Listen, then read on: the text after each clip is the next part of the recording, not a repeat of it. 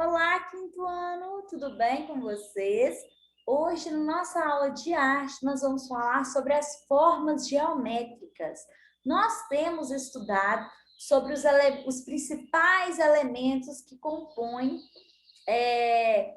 a linguagem visual, né? Primeiro, nós vimos o ponto, né? Que quando um pincel, um lápis, uma caneta, ele toca uma tela, um papel, ele cria um ponto, né? Então, é a menor unidade gráfica, né? Das artes visuais. Depois do ponto, nós vimos que quando o ponto se desloca, ele forma uma linha. Não é isso que nós temos estudado? Então, nós já vimos o ponto, a linha, e agora a gente vai ver como são formadas as figuras geométricas e a importância dessas figuras geométricas nas representações artísticas. Vamos lá? Então, pega para a tia a folhinha que a tia enviou para vocês. Formas geométricas. Isso aí. Vamos acompanhar o texto, então? Quando olhamos ao nosso redor, percebemos que todas as coisas têm uma forma. E as formas dos objetos, muitas vezes, estão ligadas à sua função. Observe, uma cadeira. Se a função dela é nos acomodar sentados, ela não poderia ser diferente. O que muda é o design, né? A forma de se produzir essa cadeira, né? Formato que a gente vai elaborar essa cadeira. Isso é o design. Ou seja, o desenho dela. E isso já originou uma profissão, pois existem pessoas que ganham a vida desenhando ou inventando formas diferentes para os objetos que já existem. Veja quantos estilos diferentes de cadeira você conhece ou já viu, não é? Então, olha só, todas essas imagens aqui são de cadeiras, mas cada uma delas tem um design, um desenho diferente, né? Essa daqui é uma cadeira mais tradicional, né? Essa daqui já é tipo uma poltrona, né? Essa daqui ela é regulável. Olha essa daqui que interessante, ela é tipo como se fosse um garfo, né? Um garfo todo dobrado, né? Muito interessante. Essa outra aqui parece uma mão, né? Uma mão segurando a pessoa e o pé da cadeira é realmente um pé. Muito bacana, né? E olha essa daqui, como se fossem vários livros, né? Em volta e a pessoa sentada sobre os livros. Muito bacana. Formas geométricas. Percebemos essas formas na maioria dos objetos que nos cercam, pois são projetadas a partir das figuras geométricas.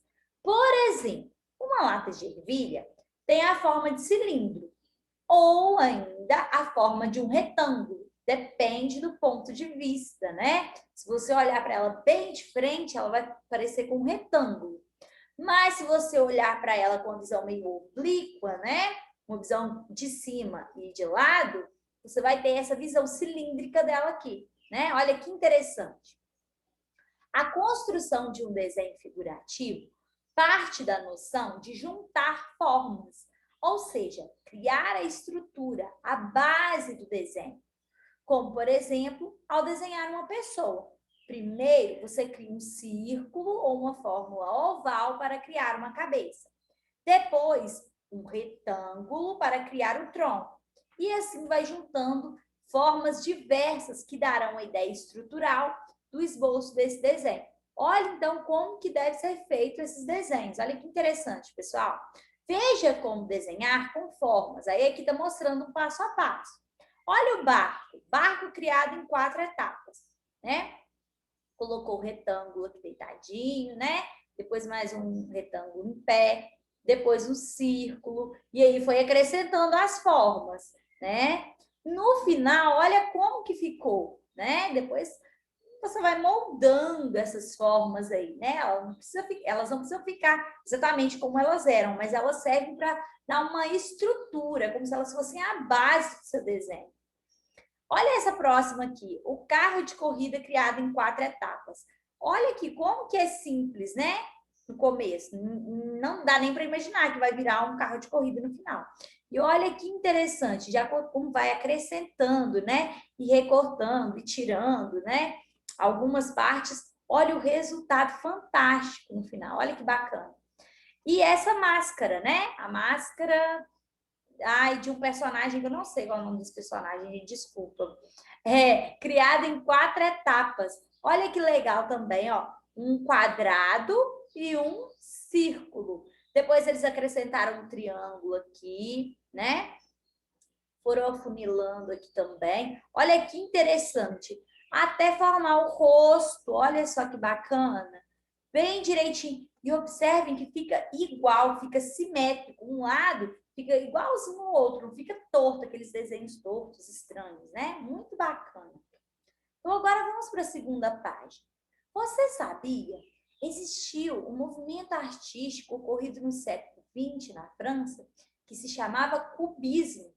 Inicialmente, o cubismo foi marcado pelo uso de formas geométricas. Então, realmente, os cubistas, eles gostavam de representar a realidade, mas utilizando formas geométricas, né? Então, eles distorciam um pouco, às vezes. Por exemplo, o nariz muito, né, angulado, a boca também cheia de ângulos. Eles não usavam formas arredondadas, como a gente viu na aula anterior sobre as obras da Tarsila do Amaral. A gente vai observar que as obras da Tarsila do Amaral, elas vão ter muitas formas mais arredondadas, né? Já os artistas cubistas, eles vão explorar muito a questão do ângulo, né? De ficar bem certinho. Olha só, a tia vai mostrar para vocês uma imagem aqui, depois vocês vão entender direitinho o que a tia está falando. Em geral, esse estilo acabou rompendo com os modelos estéticos daquela época, porque não era comum as pessoas desenharem assim, nesse período, né? Pintarem assim. Até então, a valorização da perfeição das formas. Por quê? Porque quando você desenha uma estrutura, né, um desenho, uma pintura, faz uma pintura cubista, você está distorcendo. Ninguém tem o rosto exatamente redondinho, perfeitinho, né? Nem uma bola, né? Ou um rosto quadrado. A gente não tem um rosto assim, né? Pode ter formas, né, mais anguladas, mas não é certinho. A gente não consegue ver os ângulos certinhos do nosso rosto. E observem que os artistas cubistas, eles vão explorar isso, né? Até que aqui não está dando para poder ver tanta questão do rosto, mas algumas obras mostram mais essa questão. Olha o gato, a orelha do gato bem pontuda aqui, né? E tudo mais. Olha o ângulo do braço da menina aqui, né? Ó, esse encontrozinho aqui. Olha que interessante. Continuando, então. O que é o cubismo? Primeiramente, o cubismo ficou conhecido como um movimento artístico que teve como grande influências Georges Braque e Pablo Picasso. Além disso, as obras desse movimento tratavam as formas da natureza de maneira geométrica, né? Não como eles não tinham aquela preocupação em representar exatamente igual estava na natureza, mas eles gostavam de brincar com as formas geométricas na composição das suas obras. Portanto, a representação do universo visual começou a não ter nenhuma obrigação com as suas formas reais. Apesar disso, é importante ressaltar que não chegavam a ter abstração. Quer dizer, que não era uma pintura, né, um desenho, que você olhava e falava assim, o que isso significa? Né? Porque as pinturas abstratas, a gente não consegue definir exatamente o que está sendo representado.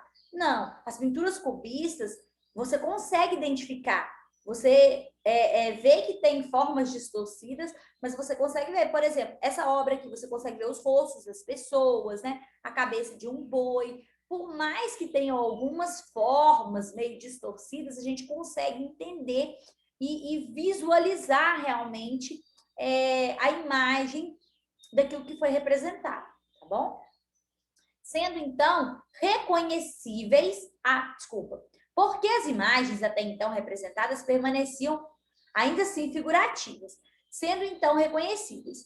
Guernica, que é o nome desse quadro aqui, pessoal, é uma obra do pintor espanhol e cubista Pablo Picasso. Ela retrata o bombardeio à cidade de Guernica, na Espanha, durante a Guerra Civil Espanhola, de 1936 a 1939, né? Período que estava também acontecendo a Segunda Guerra Mundial, né, pessoal? Trata-se de uma das obras mais emblemáticas do artista e foi produzida em 1937, né? Ainda no decorrer dessa guerra. Então, ele vai produzir essa obra nesse momento histórico. Olha que interessante. Atualmente, a tela está em exposição no Museu Nacional Centro de Arte Rainha Sofia, em Madrid, na Espanha. Né? Então, observem, né, a expressão no rosto das pessoas com a boca bem aberta, que é provavelmente uma mulher segurando, né, um filho morto, né? Você vê o desespero das pessoas, você consegue entender, assim, né, a confusão também que é um pouco a obra, porque a guerra, ela tem isso, né, das pessoas ficarem desesperadas, agoniadas, né? Então, olha como que o artista, ele representa todos esses horrores da guerra, tá vendo? O cubismo no Brasil. Primordialmente, o cubismo ganhou espaço no Brasil somente depois da Semana de Arte Moderna de 1922. Portanto, não existem no país artistas que apresentaram obras com características exclusivas do cubismo, né? O que a gente vai ter mais aproximado vai ser a Tarsila do Amaral, que na verdade ela vai usar mais as formas mais arredondadas, né? A gente vai ver alguns ângulos nas suas obras, mas a maioria vão ser bem redondinhas. Olha que bonitinhas as obras dela, gente. Eu acho muito fofo, adoro. E o Di Cavalcanti, né? O Di Cavalcanti, ele vai explorar bastante também essa questão aí, né?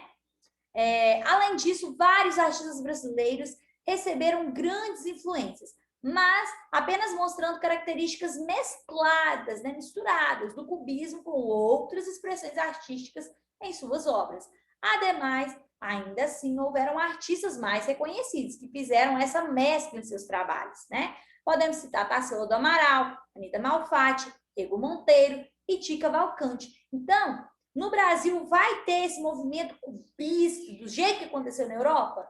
Não. Mesmo porque na aula anterior eu falei para vocês que a Tarsila do Amaral, né, no modernismo, ela vai juntar com um grupo para falar assim, não, a gente não quer produzir arte igual eles produzem na Europa. A gente vai observar a forma como eles produzem, mas a gente vai abrasileirar a nossa arte, né? Lembra lá do estilo de arte produzido lá do movimento antropofágico, né? Que eles iam comer a cultura europeia e transformar na cultura brasileira? Então, observem aí o retrato vivo disso nas obras da Tarsila do Amaral aqui, né? Nesse movimento cubista, ela não faz igualzinho o Pablo Picasso, né? A gente não vê tantos ângulos quanto as obras do Picasso aqui, né? Mas a gente consegue ver algumas formas geométricas. Olha as formas bem arredondadinhas aqui, né?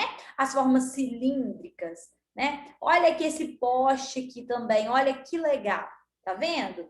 Os ângulos bem formadinhos. Então, ela mistura e fica muito bonito, né? O resultado é fantástico. O mesmo vai acontecer com o Di Cavalcanti, tá, pessoal? Agora, nós vamos fazer algumas atividades. Vamos lá? Com base nos conceitos estudados, produza no quadro a seguir um retrato cubista, utilizando as partes do rosto abaixo. Não esqueça de colorir. Seja criativo ou criativa e capriche. Então, vamos lá. Nós vimos que o cubismo, ele vai explorar os ângulos e as formas geométricas, né? Então, olhe os vários tipos de rosto que poderiam ser produzidos, né, nesse movimento cubista aqui. Os olhos, olhem os olhos, os narizes e as bocas. Você vai escolher um formato de rosto, é como se fosse uma brincadeira mesmo, de montar o personagem. Então, vamos lá. Você vai escolher um formato de rosto, um formato de olho, um formato de nariz e um formato de boca. E vai criar aqui embaixo o seu retrato cubista, tá bom? Você pode usar o que você quiser, né? Dentro desses desenhos aqui, tá bom? Use a sua criatividade, a sua imaginação e dê um nome para a sua obra. Você pode fazer o seu autorretrato, por exemplo, cubista, né? Ou pode fazer uma pessoa famosa, uma pessoa, qualquer pessoa aí. E depois coloque o nome da sua obra aqui. Combinado? Então tá legal. Beijão para vocês e até a próxima aula.